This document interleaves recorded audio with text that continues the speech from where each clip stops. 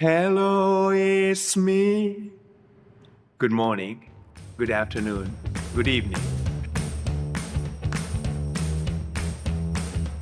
And yes, another Wednesday. And this week, which started with Letare Sunday, I tend to kind of look at this week as a week of joy, even in the midst of this season of Lent. And today, the first reading from the book of the prophet Isaiah, for chapter 49, I think that would be considered part of the Deutero-Isaiah and the book of consolation. We hear words, tender words from the Lord as spoken by the prophet Isaiah, saying that, can a mother forget her child? Be without tenderness for the child of her womb. Even should she forget, I'll never forget you. Wow, amazing words to a people that are perhaps trying to make sense of their Lord and God, maybe even feeling forsaken.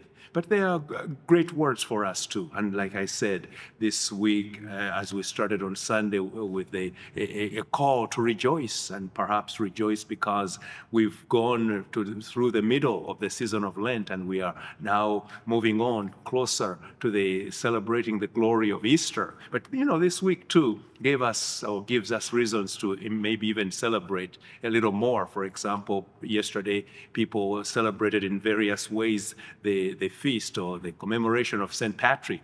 And then tomorrow, Thursday, we have the solemnity, the solemnity of St. Joseph, the spouse of Mary, our dear St. Joseph, husband or spouse of our Blessed Mother Mary. So it's a week we can maybe celebrate a little bit as we draw closer to the glory of Easter. But still, we are invited to reflect on our life, our relationship with God. And again, thinking of those tender words we hear in the book of the prophet Isaiah, that question comes. Indeed, we may sometimes even desert our God, maybe feel like God is not close to us. But I believe it's never God who deserts us. God, like we hear in that reading, God, just like a mother, he will never forget us. But even there is a provision there, as the prophet says those words of the Lord, that should the mother forget, God would never forget us. There is a sense that for us human beings, it's possible for a mother to forget. But yet when we think of the love of a mother, it is hard to think of a mother forgetting. But that's what God is relating to us. God will never forget us. The one who created us, the one who bore us anew through baptism, cleansed us and made us children.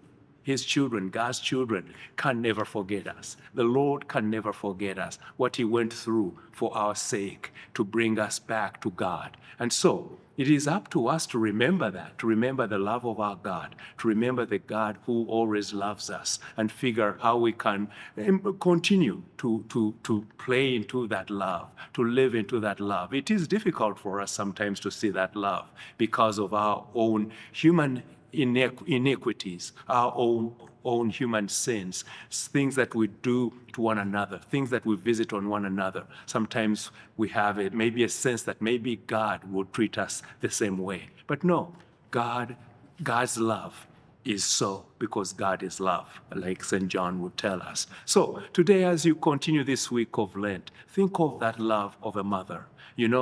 Yes, sometimes people have struggled with their mothers because of whatever human reasons they are, our human sin, but yet that love always remains.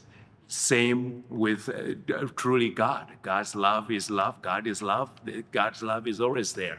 We just have to make sense of it and also feel that love wherever we are. So today, try to remember that love. Try, even as you struggle with whatever you struggle with in life, try to remember that you are loved. And so, friends, brothers and sisters, love because you are loved. Amen.